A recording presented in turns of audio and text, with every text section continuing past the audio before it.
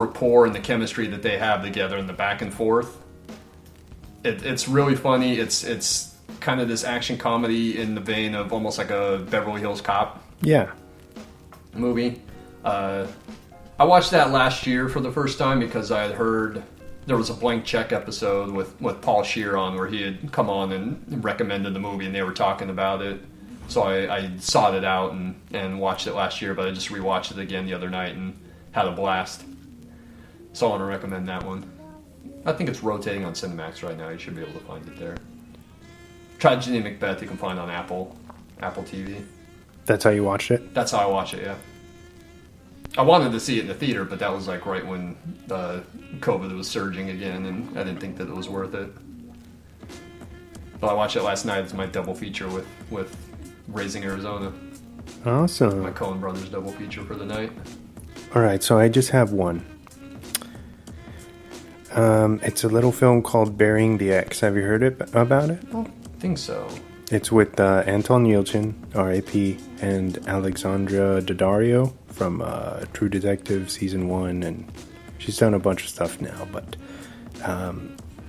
basically it's about Yelchin's character is in this relationship with this overbearing kind of girlfriend, and she's trying to dictate everything in his life, and she ends up getting killed in like a car accident or something, and they have the ceremony, and he's trying to move on with his life, and then she randomly comes back from the dead. Okay, that sounds familiar. I think I've seen that trailer. It's Joe Dante.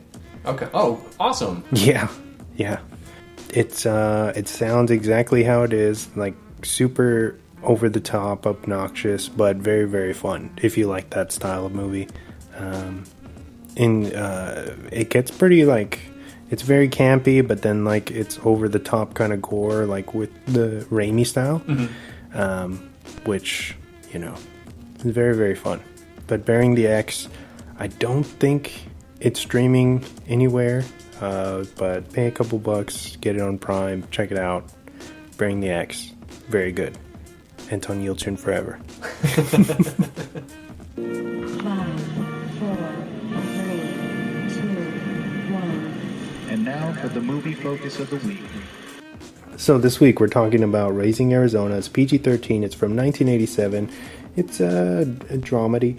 It runs at 1 hour and 34 minutes, and it's got a very impressive 91 That's good. On Rotten. I kind of feel like a lot of times we do movies that don't have a very high their audience score. Yeah, their score doesn't match. Yeah, where it should be much higher. Mm-hmm. It was Raising Arizona was written by Ethan Coen and Joel Coen, obviously directed by Joel Coen, starring Nick Cage as H.I. McDonough, Holly Hunter as Edwina McDonough, John Goodman as Gale, William Forsythe as Evel, Trey Wilson as Nathan Arizona Sr., Francis McDormand as Dot, and Randall Cobb as Leonard Smalls. The film is set in Arizona and follows a kind crook named H.I. McDonough, who ironically falls for a cop named Edwina while in and out of jail. And one day, H.I. finally wants to turn his life around and asks Ed to marry him, and they attempt to start a new life together until Ed finds out she is infertile and unable to have children, which leads to their idea to steal one of the new quintuplets from a semi-famous furniture salesman. After successfully pulling off the kidnapping, things get complicated for the couple as old friends and bounty hunters start to close in on the unorthodox family. After the moderate success of 1984's Blood Simple, the Coen Brothers' first film, the two wanted to push as far away from that as they could with their next project, which would end up being 1987's Raising Arizona. Although it still deals heavily with crime, its PG-13 rating and slapstick cartoon-esque comedy does indeed feel very different in many ways. With the Coens having a bigger budget and a stellar cast, the film was shot in just 10 weeks and released nationwide on April 17th, 1987, pulling in $29 million and being met with mixed reviews. What? I know, I have that in my notes, like some of the mixed reviews, but I wholeheartedly disagree with the negative reviews. Yeah, and your boy Roger Ebert was one of them. I know. Yet he liked Daredevil. Yeah. Never forget. Never forget. Roger Ebert was a great critic, but he had his moments. He had his moments where he liked really fucking awful movies.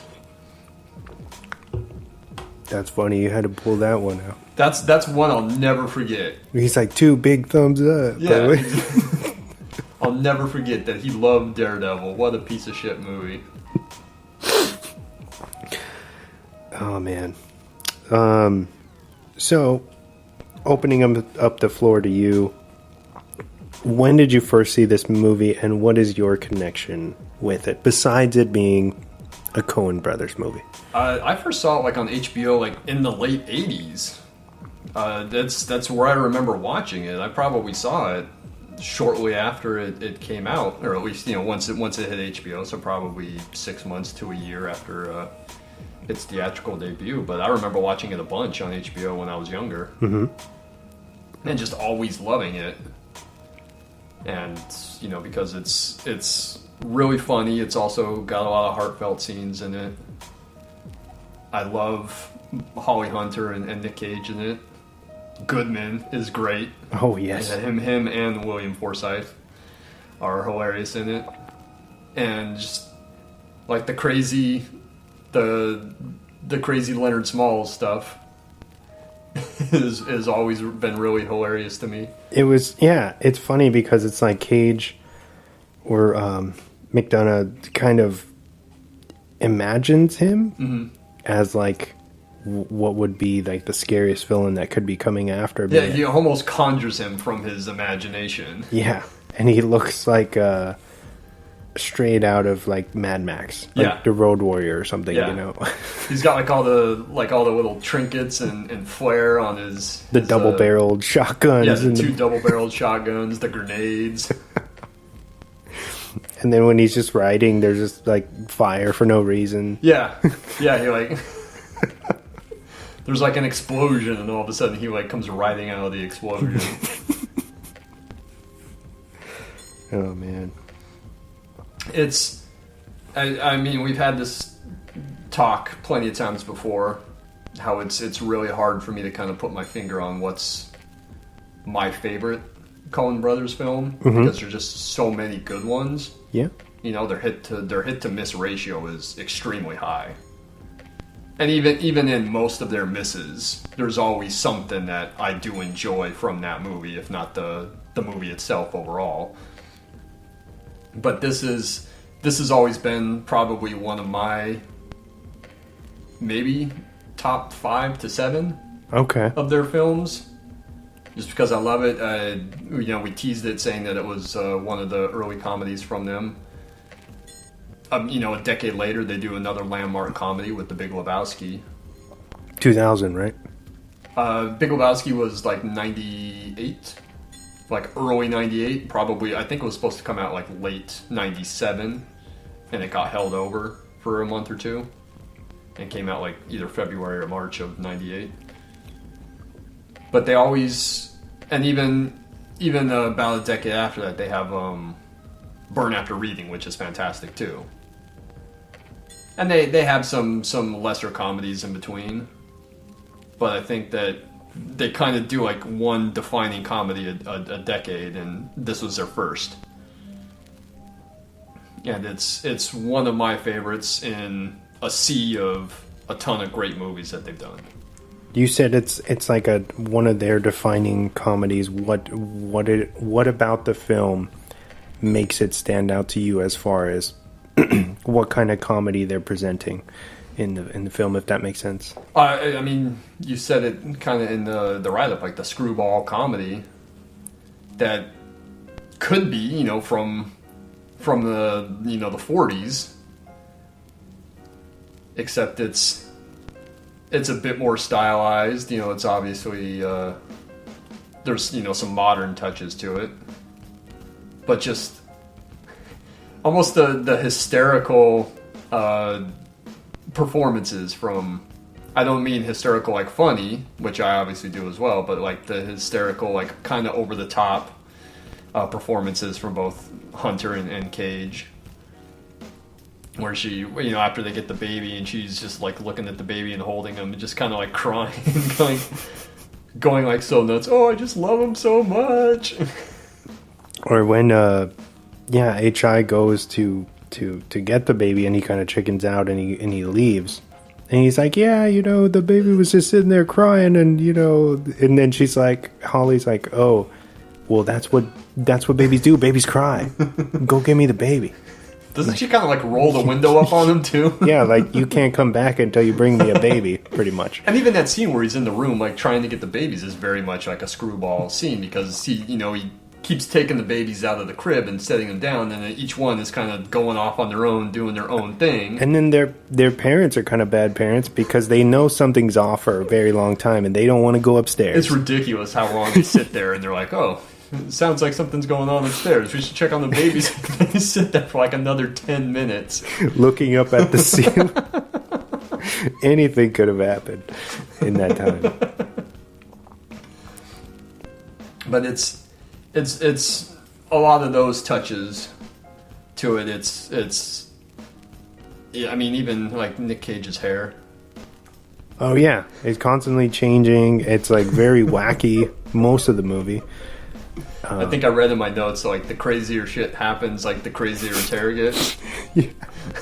I mean, because when you see him, especially in the jail scenes, or when he's like sitting at the parole, it's like nice and combed into like the kind of half pompadour look. Mm-hmm. But then, like, throughout the movie, like, as things get crazier and crazier, it's just like all wild and messy.